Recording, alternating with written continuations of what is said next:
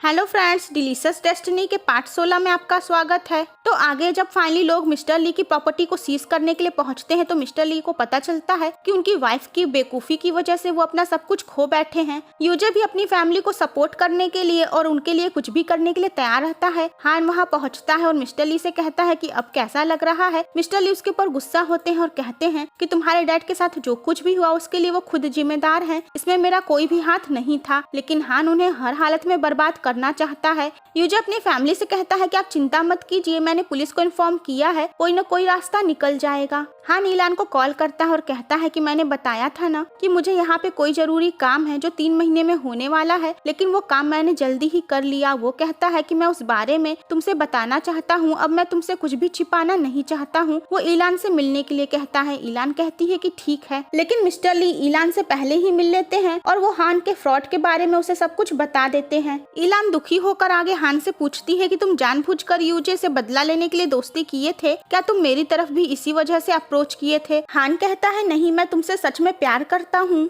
ईलान कहती है तो तुम अपने मकसद के लिए आए, लेकिन तुम्हें मुझसे प्यार हो गया। वो कहती है कि मुझे लगा था कि मैं तुम पर भरोसा कर सकती हूँ, तुम मुझसे कभी झूठ नहीं बोलोगे, लेकिन तुमने मेरा भरोसा तोड़ दिया। वो दुखी होती है और वहाँ से चली जाती है। ईलान घर पहुँचकर देखती है कि उसकी स्टेप मॉम एक बार फिर से घर में रहने आ गई है। ये बात उसे अच्छी नहीं लगती है। तो फ्रेंड्स, ऐसा कैसे हो सकता है कि जियामिंग और यूजे अपनी चैन से लाइफ जी सके और कुछ हो ना? तो जियामिंग की जिंदगी से तो मुसीबत कम ही नहीं होती है। अचानक जियामिंग के आंखों के सामने अंधेरा छाने लगता है। वो डॉक्टर के पास जाकर चेकअप कराती है तो उसे पता चलता है कि जब उसका एक्सीडेंट हुआ था तो उसके सिर में चोट आ गई थी, जिस वजह से ब्लड क्लॉट जमा हो गया है और अगर उसकी तुरंत सर्जरी नहीं हुई तो वो धीरे धीरे अंधी हो जाएगी।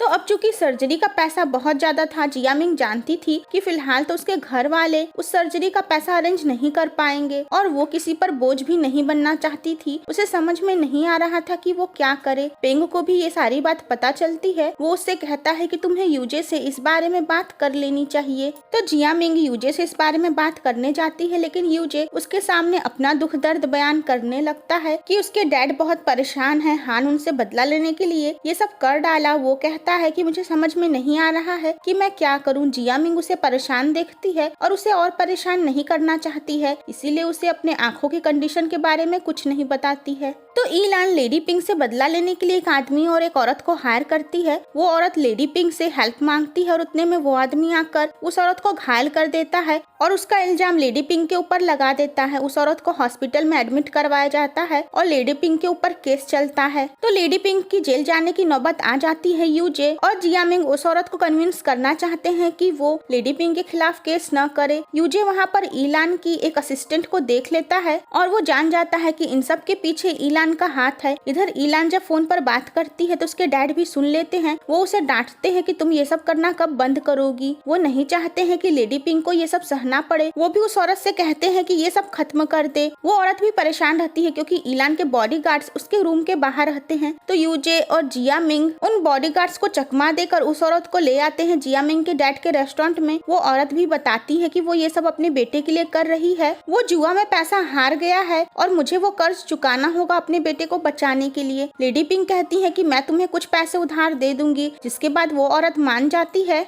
लेकिन तभी वहाँ पर ईलान आ जाती है और उस औरत को धमकी देती है कि अगर तुमने अब अपना बयान वापस लिया तो तुम्हें खुद जेल जाना पड़ेगा और फिर तुम्हारे बेटे का क्या होगा। ये जानकर वो औरत मजबूर हो जाती है। यूजे ईलान से कहता है कि तुम ये सब क्यों कर रही हो। ईलान कहती है कि तुम दोनों ने भी मुझसे बहुत कुछ छीना है। तो जियामिंग आगे एक बार फिर से अपना चेकअप करवाने जाती है। वहाँ पर उसे ईलान मिलती है, जिसे पता चल चुका था कि जियामिंग अंधी हो रही है। वो जियामिंग से कहती है कि क्या तुम अब सब पे बोझ बनोगी। वो उसे डील ऑफर करती है कि अगर वो चुपचाप यूजे और सबकी लाइफ से चली गई तो वो लेडी पिंक को पुलिस केस में फंसने से बचा लेगी। जियामिंग मजबूर हो जाती है क्योंकि ये सब ईलान उसी से बदला लेने के लिए ही कर रही थी। वो किसी को अपनी वजह से हार्म होते नहीं देखना चाहती थी, तो वो तैयार हो जाती है। घर पे यूजे जियामिंग के पास आता है। वो उसे केक टेस्ट करने के लिए देता है। जियामिंग यूजे से कहती है कि लाइफ हमेशा वैसे नहीं चलती है जैसे हम चाहते हैं, चाहे कुछ भी हो जाए तुम ये मत भूलना कि मैं तुमसे प्यार करती हूँ। जियामिंग बहुत ज्यादा इमोशनल होती है और वो यूजे को सुलाती है। और उसके बाद वो उसके लिए एक लेटर छोड़कर वहाँ से चली जाती है। तो जियामिंग अपना सामान पैक करके वहाँ से जाती है। पेंग की बेटी ये सब देख लेती है और वो अपने डैड को बता देती है, जिसके बाद पेंग भी जियामिंग के पीछे जाता है। इधर ऑफिस में ईलान जियामिंग से कहती है कि मैंने तुम्हारे जाने की सारी व्यवस्था करवा दी है। वो कहती है कि मैं तुम्हारे अकाउंट में पैसे भी भिजवा दूंगी जिससे तुम अपने आंखों की सर्जरी करवा सको, लेकिन याद रखना कि तुम वापस नहीं आ सकती हो, न ही यहाँ पर किसी को कांटेक्ट कर सकती हो। जैसे ही जियामिंग वहाँ से जाने के लिए निकलती है, पेंग उसका रास्ता रोक देता है। वो जियामिंग से कहता है कि मैं तुम्हें ऐसे अकेले इस हालत में नहीं जाने दूंगा। जियामिंग को कुछ भी नजर नहीं आता है। वो पेंग से कहती है कि नहीं, आप मेरे साथ मत चलिए, लेकिन पेंग जबरदस्ती उसके साथ जाता है उसका ख्याल रखने के लिए। तो वो दोनों एक जगह किराए पर रहते हैं, झूठ बोल कर कि वो दोनों मैरिड कपल हैं। पेंग जियामिंग का ख्याल रखता है। जियामिंग कहती है कि आपकी भी एक बेटी है। वो कहते हैं कि वहाँ पर मेरी बेटी का ख्याल रखने के लिए तुम्हारे डैड और बाकी लोग हैं, लेकिन तुम्हारे लिए यहाँ पर मेरा होना जरूरी है। उधर यूजे जब होश में आता है तो उसे जियामिंग का वो लेटर मिलता है, जिससे वो परेशान हो जाता है। पेंग जियामिंग से बताता है कि ईलान ने उसके अकाउंट में पैसे ट्रांसफर किए हैं, लेकिन जियामिंग उससे अपने आंखों का इलाज नहीं करवाती है। वो कहती है कि ये पैसे तुम यूजे के अकाउंट में ट्रांसफर कर दो। इधर यूसी को पता चलता है कि वो प्रेग्नेंट है। कुंजिन उससे पूछता है कि क्या ये सच है। वो इंग्लिश में उससे कहती है कि हाँ, जाकर बच्चे के बाप को बता दो कि वो जल्दी से यहाँ पर आए। यूसी की मॉम को कुछ समझ में नहीं आता है क्योंकि उन्हें इंग्लिश नहीं आती है। वो यूसी से कहती है कि अभी यहाँ क्या चल रहा था। यूसी कहती है हम इंग्लिश की प्रैक्टिस कर रहे थे, लेकिन आगे उसकी मॉम को प्रेगनेंसी किट मिल जाता है और वो जान जाती हैं कि उनकी बेटी प्रेग्नेंट है। वो बहुत ज्यादा शॉक्ड हो जाती हैं और परेशान भी। इधर सुवान को उसकी मॉम जबरदस्ती ऑफिस में रखी रहती हैं। वो उसके लिए गार्ड्स भी लगाई रहती हैं। तो कुंजिन डिलीवरी बॉय बनकर सुवान से मिलता है और उसे गुड न्यूज देता है। सुवान भी शॉक्ड हो जाता है और खुश भी। वो भी जाकर यूसी से मिलना चाहता है, लेकिन तभी वहाँ पर उसकी मॉम आ जाती हैं और वो उसके ऊपर गुस्सा होती हैं और कहती हैं कि तुम वहाँ पर ऐसे नहीं जा सकते हो। उन्हें इस बात से कोई फर्क नहीं पड़ता है कि यूसी उसके बच्चे की माँ बनने वाली है। तो आगे यूसी जब हॉस्पिटल में चेकअप करवाने जाती है तो सुवान भी अपने गार्ड्स को चकमा देकर यूसी के पास पहुँचता है, जिसके बाद दोनों वहाँ से भाग जाते हैं और एक जगह जाकर खुशी से रहने लगते हैं। लेकिन उनकी ये खुशी ज्यादा दिन तक नहीं रहती है, क्योंकि सुवान की मॉम एक बार फिर से सुवान को जबरदस्ती पकड़कर यूसी के पास से ले जाती हैं। जिसके बाद कुंजिन यूसी के मॉम के पास जाता है और उन्हें बताता है कि उनकी बेटी अकेली पड़ गई है। उसके बाद वो अपनी नाराजगी फाइनली भूलकर अपनी बेटी के पास जाती हैं और उसके साथ रहकर उसका ख्याल रखती हैं।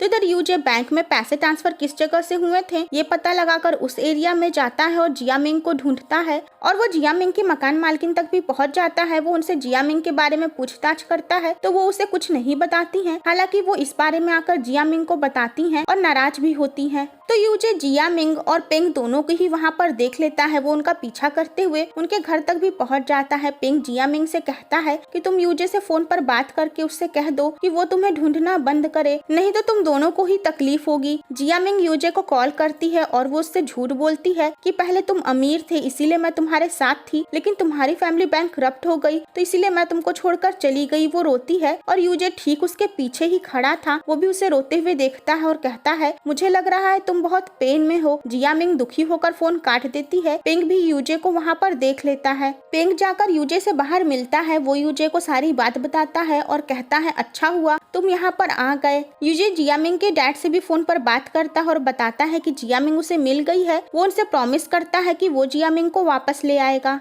तो पेंग यूजे को जियामिंग से मिलवाता है। जियामिंग को तो कुछ नजर आता नहीं है। वो जियामिंग से झूठ बोलता है कि ये तुम्हारा केयर टेकर है, ये गूंगा है, कुछ बोल नहीं सकता है, ये तुम्हारा ध्यान रखेगा। तो फ्रेंड्स इसका नेक्स्ट पार्ट देखना मत भूलिएगा।